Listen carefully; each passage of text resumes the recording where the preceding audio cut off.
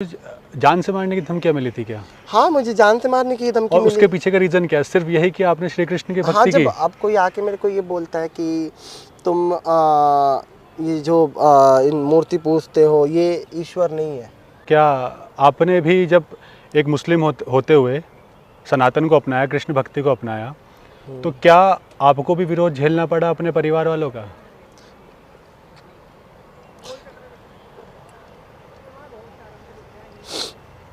से मैंने माँ-बाप का प्यार नहीं देखा। जिस टाइम पे मुझे स्कूल का बैग उठाना होता था, उस टाइम पे मैंने काम का बोझ उठाया है। सबसे बड़ी बात ये है कि जो लोग हैं ना, वो लोग मुझे इतना परेशान कर देते हैं, सब लोग मिलकर। कब रे मिलोगे आन जोगिया, कब रे मिलोगे आन। लड्डू गोपाल जी को जब भूख लगती है तो आपको कैसे पता चलता है? जैसे लड्डू गोपाल की भूख लगती है ना, तो बर्तन बजेगा। अच्छा। हाँ, जो उनके आगे पीतल का बर्तन। एक दिन क्या हुआ, नमस्कार दोस्तों, मैं हूं हिमांशु भट्ट। हमारे साथ जो व्यक्ति हैं बहुत ही स्पेशल हैं, क्योंकि इनका जो नाम है जावेद है, यानी ये मुस्लिम है, लेकिन इनके हाथ में है भगवान श्री कृष्ण यानी लड्डू गोपाल जी। आज हम इनसे जानेंगे कि कैसे मुस्लिम धर्म को छोड़कर इन्होंने भगवान श्री कृष्ण की इस भक्ति को अपनाया। आपको मेरा प्रणाम, राधे राधे। भैया सभी सनातन वासियों को मेरा राधे राधे, जय श्री कृष्ण और प्रणाम। कई लोगों को हैरानी हो रही होगी ये देखकर कि कैसे जावेद लड्डू गोपाल को लेकर घूम रहे हैं, तो इसके पीछे की कहानी जानना चाहूँगा। कैसे आपने सब कुछ छोड़ के लड्डू गोपाल जी को अपनाया? भैया सबसे पहले तो मैंने तो अपनाने वाला ना, इंसान के अंदर इतनी क्षमता ही नहीं है कि वो भगवान को अपना सके जी। मेरा मानना ऐसा है। और ठाकुर जी की जहाँ तक की बात आती है, तो ठाकुर जी तो आपको पता है इतने मनमोहक हैं, सभी के मन मोह लेते हैं, सभी के दिलों पे डाका डाल देते हैं और उनके दिलों को लूट लेते हैं। उनमें से मैं भी एक हूँ, उन्होंने ही मुझे लूटा है। तब मैं सब छोड़ के, नहीं तो मेरे अंदर इतनी हिम्मत कहाँ। मैं तो छोटा सा इतना, मैं बचपन से बहुत मैं डर डर के रहता था कि मैं वॉशरूम बाथरूम रात को अकेले नहीं जाने वाला, मैं ऐसा लड़का था। तो इतनी हिम्मत कहाँ से आती हो, तो इन्होंने संभाल रखा और इन्होंने एक हाथ पकड़ रखा है, तो ये सब कुछ है।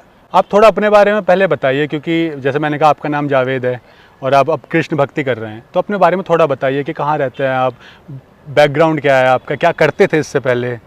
मैं एक्चुअली जो मेरा बैकग्राउंड है वो ज़्यादा अच्छा तो नहीं कहूँगा कि मेरा जो पूरा बचपन बीता वो मेरी नानी के वहाँ बीता है जी। और मैं अपनी नानी के वहाँ रहता था। और उसके बाद से क्या हुआ कि 2011 में मेरी नानी गुजर गई। गुजरने के बाद मामा मामी दिल्ली लेकर आए। दिल्ली लेकर आने के बाद उन्होंने मुझे काम पर बिठा दिया और 11 साल की एज थी मेरी उस टाइम पे। तो मैंने पहले कभी काम किया नहीं था, तो मैं सोचता था कि कैसे मैं काम करूं और कैसे रात के 8 बजेंगे, मैं ये सोच सोच के वहाँ रोता रहता था। तो फिर मुझे धीरे धीरे वहाँ पे मैं बैठ के काम करता था। ऐसे महीना 6 महीना गुजर के फिर आदत सी पड़ गई। तो वहाँ पे पैकिंग का काम था, जैसे हम ये जो आप मूंगफली वगैरह खाते हैं, इनकी पैकेट आती हैं, तो वो पैक करने का सीलिंग मशीन से काम था। तो वो जो पन्नी आया करती थी ना उसकी, तो वो कृष्णा पन्नी के नाम से आया करती थी और उसमें कृष्ण जी की छोटी सी छवि थी, वो मुरली यूँ पकड़ रखी थी और जैसे वो नहीं देख के नज़ाकत भरी अदाओं से देखता है कन्हैया, उस तरफ की उनकी वो जो छवि थी। और मुझे लगता था कि वो मुझे देख रही है और मुझे लगता था कि कभी मुझसे बात कर रही है, या कभी कभी तो ऐसा लगता था जैसे आंखें कर रही है। मैं आंटी को भी बोलूँगा, मैं शुरू से बोलता हूँ आंटी को बोलूँगा, तो आंटी कहेंगी कि नहीं तो कैसी बात कर रहा है, ऐसा होता है क्या जी। आंटी को लगता था कि बच्चा है, कुछ भी बोलता है, हो सकता है कुछ बहम हो गया होगा। तो पर धीरे धीरे बाद में आज मैं एक चीज़ कहना चाहूँगा, मेरी आंटी उसने इतनी भक्ति उनके नहीं करते थे वो लोग, पर आज का टाइम ऐसा है कि वो लोग भी पूरा कार्तिक नहाती हैं, आंटी भी पूरी भक्ति करती हैं। ऐसे गोविंद की कृपा उन पर भी हुई। हाँ। तो वहाँ से ये स्टार्ट होता है। फिर धीरे धीरे वो कहते हैं ना कि जब कान्हा से लगन लग गई, तो वो अपने आप ही सारे रिश्ते नाते सब छुड़ा देता है। जब वो साथ होता है ना, तो सब वो नहीं चाहता कि दुनिया वालों के साथ जुड़ें, हम दुनिया वालों के साथ वो करें। पर आपको देखो दुनिया वाले कहाँ मानते हैं। अभी एक वीडियो वायरल हुई, वीडियो वायरल होने के बाद लोगों ने एक तमाशा सा बना दिया कि मैं एक तमाशा बन के रह गया। वो तो वीडियो बना के चले जाते हैं, पर मेरा जहाँ मैं रहता हूँ वहाँ मेरा क्या हाल होता, वो लोग इमेजिन भी नहीं कर सकते लोग। आपने कहा कि सब कुछ छोड़ना पड़ता है, तो क्या आपने भी जब एक मुस्लिम होते हुए सनातन को अपनाया, कृष्ण भक्ति को अपनाया, तो क्या आपको भी विरोध झेलना पड़ा अपने परिवार वालों का?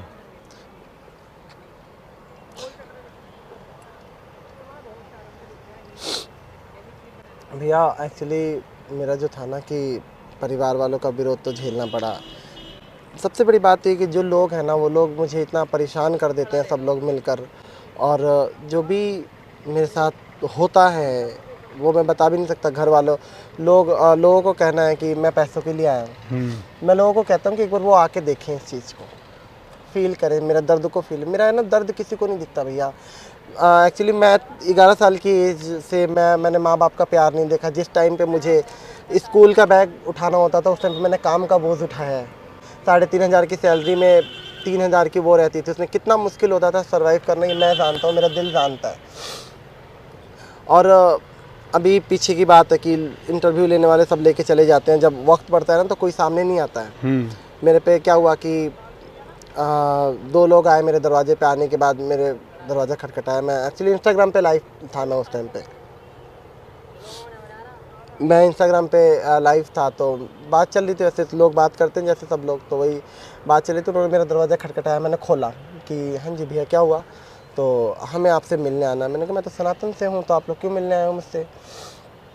मुझे कह रहे नहीं आपसे मिलना है। तो मैंने कहा बोलो क्या बात है? कह रहे भगवान वो नहीं है जिसको हम बनाते हैं, ऊपर वाला वो है जिसने पूरा चांद और सृष्टि और जिसने पूरा सब कुछ बनाया है। ईश्वर वो है, ईश्वर वो नहीं है।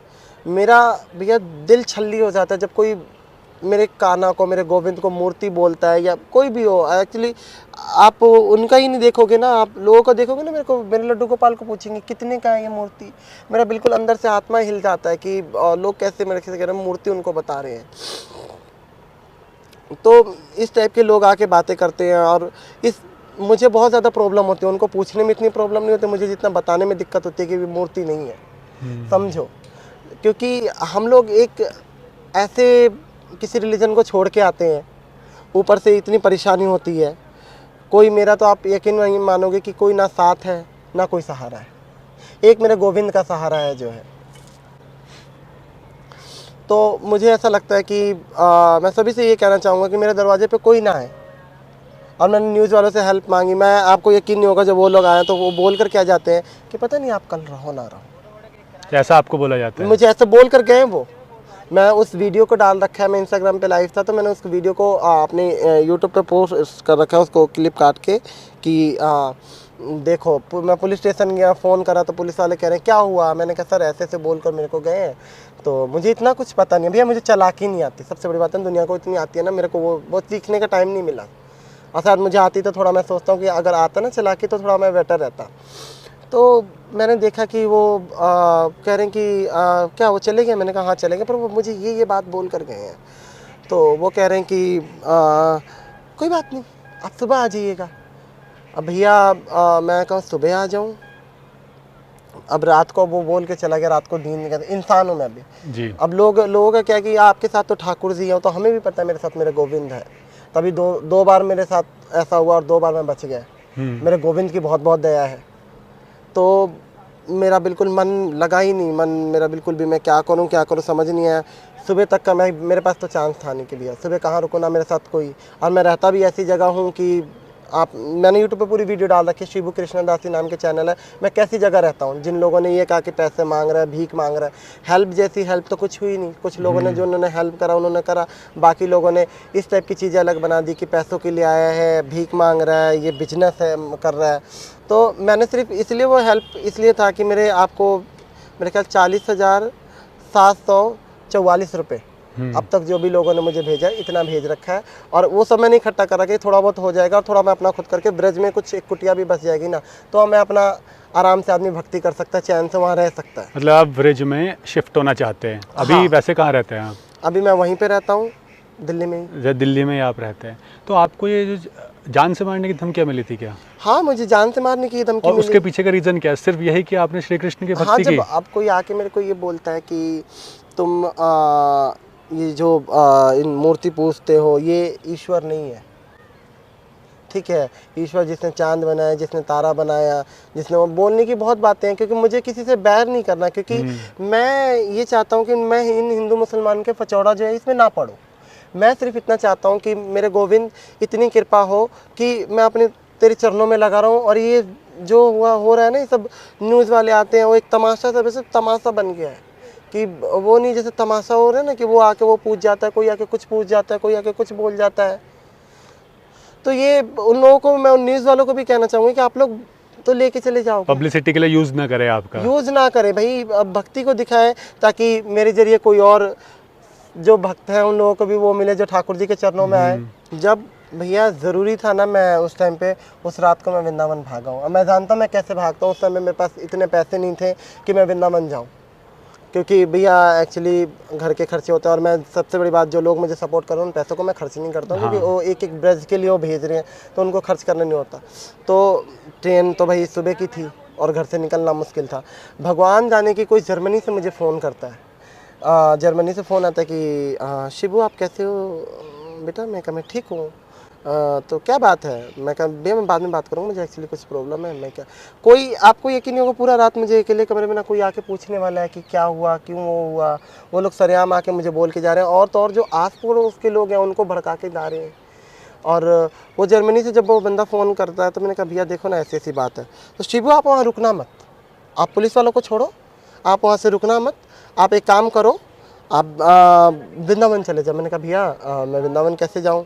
तो कह रहे नहीं आप एक काम करो, आप वृंदावन चले जाओ, ट्रेन वगैरह देख लो। मैंने कहा भैया ट्रेन वगैरह तो कुछ भी नहीं मिल रही अभी, और मैं कैसे जाऊँ? उससे निकलने के लिए भी गली से बाहर निकल के जाना पड़ता है। हाँ।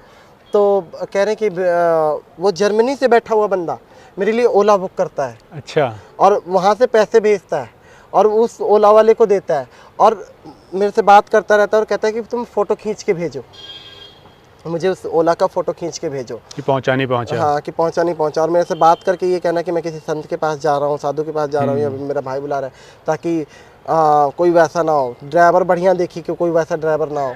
और मुझे ये मेरे ठाकुर जी की कृपा नहीं है तो क्या है। अगर आपके साथ इतनी सारी प्रॉब्लम क्रिएट हुई तो क्या आप उससे, क्योंकि आपने पहले वीडियोज़ में बता चुके हैं, तो क्या आप फिर से बताना चाहेंगे क्या इंसिडेंट वो था, अगर आप कंफर्टेबल हो बताने में तो? नहीं, वो जो इंसिडेंट जो पहले का इंसिडेंट था तो ये तो मुँह पे मेरे थप्पड़ मारा, ऊपर से उन्होंने मेरे साथ ऐसा करा कि मेरा माला झोली वगैरह सब कुछ तोड़ दिया। वो तो मेरा पहले था। उसके बाद जो इंटरव्यूज़ आने के बाद मेरे ऐसा हुआ है। तो इंटरव्यूज़ आने के बाद फिर से फिर प्रॉब्लम से ऐसा हुआ। उस वीडियो को अगर मैं झूठ बोल रहा हूँ तो मैं थाने में जाने गया था ना, जब थाने में, तो उस चीज़ की भी वीडियो मेरे यूट्यूब पे शॉर्ट में पड़ी है। और आप उस जाके देखोगे, जो 2 लोग आए थे उनकी भी मैंने ऊपर गैलरी से, इतना तो टाइम नहीं था, मैं लाइव पे बैठा हुआ था, और फिर मैंने उसकी वीडियो बना के डाली हुई है शॉर्ट में, कि ताकि लोग मुझे ये ना कहे कि मैं पब्लिसिटी कर रहा हूँ या मैं गलत कर रहा हूँ। मैं अपने आप को, कभी कोई आके बोल देगा कि ये तो उंगली उठा रहा है, ये तो उसमें चला गया तो उसकी बुराई कर रहा है, मुझे किसी से बुराई से कोई मतलब नहीं है। पर जो मेरे साथ क्यों, मुझे इस स्वतंत्र भारत में मुझे जीने का हक है। बाकी मैं ये व्यक्ति को साइड कर दूँ, इनको भी कर दूँ, तो मैं अपनी मर्जी से जी सकता हूँ यहाँ। आप सब कुछ छोड़कर आए, यानी अपना पूरा धर्म छोड़कर आपने सनातन को अपनाया। आपको मैं ये बताऊं कि लोग पैसा पैसा कर रहे हैं। मेरे जो फैमिली, मेरे घर वाले हैं, जो मेरे मदर उधर है, उन सब ने बेदखल कर रखा है मुझे। अच्छा, आपके घर वालों ने निकाल दिया आपको? हाँ, बेदखल कर रखा है। अब कितना टाइम हो गया, कोई ना तो मेरे कुछ हिस्सा है उसमें, ना कुछ है। जो मेरा अपना है वही मुझे नहीं मिला। तो कितने साल से आप कृष्ण भक्ति कर रहे हैं? मैं भैया 11 साल से, तो मैं जो छुप छुपा के चलती थी वो 11 साल की एज से 12 साढ़े 12 साल में मैंने घर छोड़ दिया था। और उसके बाद से मैंने अपना अकेला कमाया, अकेला खाया। और उन लोगों से मैं ये कहना चाहता हूँ जो कहते हैं कि मैं पैसों के लिए आया हूँ या पैसा कमाना चाहता हूँ, तो उन लोगों से मुझे एक चीज़ है कि इतने साल से मेरा खर्चा कोई नहीं चला रहा, मैं अकेला ही चला रहे हो। ठीक है भैया। और दूसरी बात ये है कि मैंने हेल्प इसलिए करी, मांगी, क्योंकि मुझे सर्वाइव करना मुश्किल। जब आदमी एक छुप छुपा के रहता है ना, तो भैया इस चीज़ का डाउट है आपको कि वो चीज़ ऐसा डाउट है, और वो क्लियरिटी में बदल जाती है ना, वो बाद में बड़ा नुकसान करती है। लोग कहते हैं कि पब्लिसिटी हो गई, ये तुम्हारे तो इतने मिलियन चल गए, तुम ये हो, तुम वो हो। लोगों को पब्लिसिटी का फ़ायदा होता है, मुझे उल्टा नुकसान हुआ। जो मेरे संकीर्तन थे उन्होंने, लोगों ने कराना बंद कर दिया। जो मेरे यूट्यूब चैनल थे वो बंद करवा दिए। और मेरे जो बचपन की कमाई थी, कि जो मैंने एक एक पैसा जोड़ जोड़ के लगाया था कि हे बिहारी जी, मैं मेरे जाने के बाद कल की ज़िंदगी मेरी रहे ना रहे, पर मेरे जो भजन हैं वो तेरे दरबार में चले, इस एक आस में मैंने वो लगाई थी। एक मेरा भजन बहुत फेमस हुआ था, मैं चिट्ठियाँ लिख लिखारी, कब आओगे बाके बिहारी। तो वो सारा डिलीट हो गया। अब भी जब लोग आते हैं जो मुझसे संकीर्तन करवाने के लिए आते हैं तो वो लोग पहले कहते हैं भैया आपकी कुछ रिकॉर्डिंग है तो सुनो। मैं कहाँ से सुनाऊँ जब सब डिलीट हो गए। खैर वो तो कोई बात नहीं, जो होना था वो तो हो गया। लेकिन इन्होंने अपना नया यूट्यूब चैनल बनाया है, उसका लिंक हम डिस्क्रिप्शन में दे देंगे और व्यूअर्स को बताएंगे ताकि वो आपके खुद के यूट्यूब चैनल और इंस्टाग्राम पर आके आपको फॉलो कर सके और देख सके कि आप किस तरह से कृष्ण भक्ति कर रहे हैं। लेकिन मैं आपसे पूछना चाहूँगा, जब जावेद ने पहली बार श्री कृष्ण भक्ति को ओपनली आकर अपनाया था तब उसे क्या विरोध झेलना पड़ा था? जब पहली बार ओपनली अपनाया था, आप कह रहे थे ना कि आप बहुत टाइम तक छुप छुप कर पूजा करते थे। पहली बार ओपनली तो मामा मारते थे मुझे बहुत ज़्यादा। उनको पता लगा कि मैं एक चिट लेकर घूमता हूँ और वो करता हूँ। मैंने एक्चुअली जन्माष्टमी का व्रत कर रखा था। ओके। हाँ, जब पहली बार तो मैंने कहा कि मामा कह रहे खाना खा ले, तो मैंने कहा कि नहीं मैं खाना नहीं खाऊंगा आज। क्यों? तो मैंने कहा पड़ोस वाली आंटी बना रही थी तो आज जन्माष्टमी तो उन्होंने खिला दिया। उसके लिए उन्होंने मारा कि तूने किसी के घर जाके क्यों खाया, ये वो फलाना ढिमकाना। अब मैं क्या बोलूँ। हाँ। तो मुझे फिर उन्होंने एक समोसा दिया कि जा तू खा ले। मैंने उस समोसे को ऊपर ले जाके मामी का छोटा लड़का था उसको दे दिया, उसने खा लिया। तो रात के टाइम पे ताला बंद 12 बज गए थे और मुझे व्रत खोलना था। अब वो किसी भी तरीके से खोलना था। तो समोसे की चटनी जो थी ना, हाँ। वहाँ रखी हुई थी। मैंने कहा मैं छत पे सोऊंगा, समोसे की चटनी रखी हुई थी। तो उस चटनी की पन्नी फाड़ के मैंने अपना वो करके मैंने कहा बस भगवान इस चीज़ से वो है जी। तो इस टाइप की चीज़ें, मार पिटाई चलता ही रहता था। फिर उसके बाद से धीरे धीरे वो कहते हैं ना, जब ठाकुर जी साथ होते हैं ना, जब अर्जुन को जिता सकते हैं तो फिर मेरे साथ तो थोड़ी हिम्मत तो हमारे में आएगी जी। तो धीरे धीरे हिम्मत आती गई। और हमारे तो जिस मकान में रहते तो मकान मालिक मेरे साथ खड़े हुए। फिर मैं अलग हो गया मामा से। अलग होने के बाद तो 3,500 की उस टाइम पे सैलरी थी, 2700 या 2200 कुछ किराया था, तो वो मैं देता था। और वो चिट थी, इतना तो पैसा नहीं था कि मैं एक मूर्ति खरीद सकूँ। और कई बार ऐसा होता था कि जब मैं सैलरी मिला करती थी मुझे, तो मैं सोचता था कि ठाकुर जी के लिए ये लेके आऊँ वो लेके आऊँ। कई बार जोत जलाने के लिए भी तेल नहीं रहता था। तो ठाकुर जी की कृपा थी कि भाई चलो भाव होना चाहिए। मैं ये मानता हूँ कि भाव होना चाहिए। मैंने रिफाइंड में भी जोत जलाया क्योंकि मेरे पास जो है गोविंद, मैं उसी में वो करना चाहता हूँ। एक भाव होना चाहिए हमारा। भगवान संसाधन नहीं देखते, भाव हाँ, देखते भाव हैं। देखते हैं वो। अगर मैं पक्का गारंटी देता हूँ, अगर तुम कभी तेल में जलाओगे ना तो भगवान ऐसा टाइम लेकर आएगा कि तुम्हें घी में जलाने को वो खुद दे देगा। बिल्कुल। मैंने इस चीज़ को फील करा क्योंकि मेरा पहले तो वो हुआ, फिर उसके बाद से जब गोविंद की कृपा हुई तो मैं घी में जोत जलाता था जी। मैं इस चीज़ का मिसाल हूँ। ना तो उस टाइम पे ना इधर कोई हेल्प करने वाला ना कोई था, क्योंकि वो उस समय मेरे भजन संकीर्तन से जो भी आया करती थी भैया। और मैंने कभी इस चीज़ के लिए सोचा ही नहीं कि मुझे कभी ब्रजवास करना। मैं को होगा तो ठाकुर जी कोई बात नहीं, आगे हो जाएगा। मैं तो अपने जो भी पैसा आता था वो गौ सेवा में लगा दिया करता था कि मतलब जो सड़कों पर घूमती हैं गाय। और आज भी अगर आप दिल्ली में कई जगह लेके जाओगे तो कई गाय मुझे पहचानती हैं, देख के रुक जाएंगी। अच्छा। तो इस टाइप की चीज़ें मेरा, क्योंकि मोटिव ये था कि जैसे रसिकों ने बताया, संतों ने बताया कि रसिकों ने बताया कि संकीर्तन करने से भगवान मिलेंगे। तो मैंने संकीर्तन करना ही स्टार्ट कर दिया कि चलो भैया अब तू बस आ जा। फिर वो कहते हैं कि गौ की सेवा से गोपाल मिलते हैं। मैंने गौ की सेवा स्टार्ट कर दी। पर पता नहीं, वो कहते हैं ना, एक भजन है जो मुझे बहुत ही अच्छा लगता है, जोगिया कब रे मिलोगे आन, जोगिया कब रे मिलोगे आन, तेरे कारण जोग लियो है, घर घर अलग जगाए रे जोगियो, कब रे मिलोगे आन। तो ये तो मैं आपके गले में ना कंठी माला भी देख रहा हूँ। तो मैं आपसे जानना चाहूँगा, इससे पहले जब आप जावेद थे तब आपका मुस्लिम धर्म में आप थे, लेकिन जब आपने भगवान कृष्ण की भक्ति को अपनाया, सनातन को अपनाया, तो अब आपका नाम क्या है? अब जो मेरा नाम है शिबू है। मेरा नाम चेंज करने के, मेरे नाना ने ये नाम निक नेम रखा था मेरा जी। तो मैंने इस निक नेम को चलाया। मेरा नाम शिबू है और इसी नाम को मैं, और शिबू में शिबू कृष्णा दासी लगा लिया। हाँ। क्योंकि लोग, अभी किसी ने मेरे को कहा कि ये क्या है, जेंडर है या क्या, तो अपने जेंडर चेंज कर लिया। तो भाव, गोपी क्या है?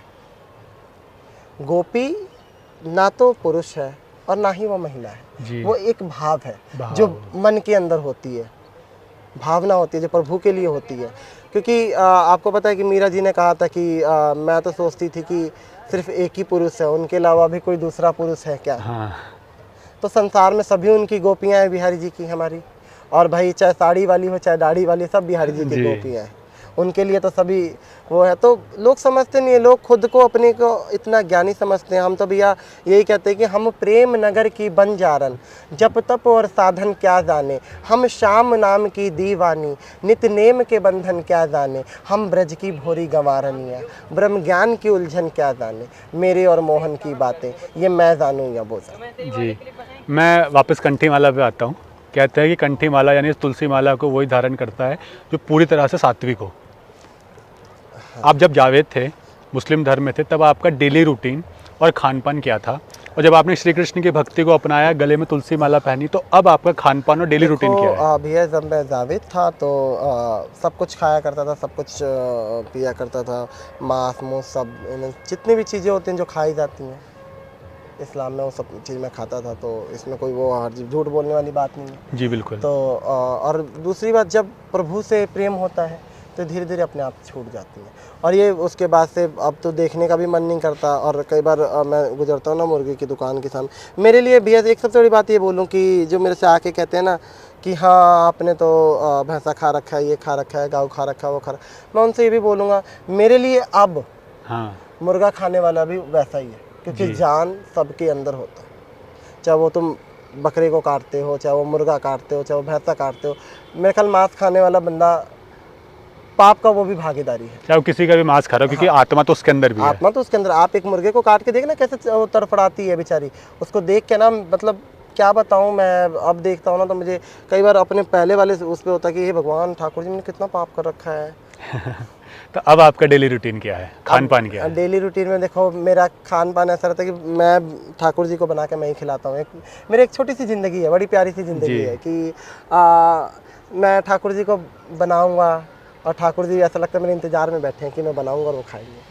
तो वही मुझे चलती रहती है, क्योंकि मुझे घर में बनाना ही पड़ता है। मैं कहीं भी जाऊँ फिर उसके आके किसी के हाथ का ना, मुझे तो मैं ठाकुर जी को बिल्कुल वो नहीं करता। मैं खुद ही बनाता हूँ और वो बैठे रहते हैं, तो मुझे लगता है कि इनके लिए मैं बना रहा हूँ, हम दोनों खाएंगे। दिन में कितनी बार?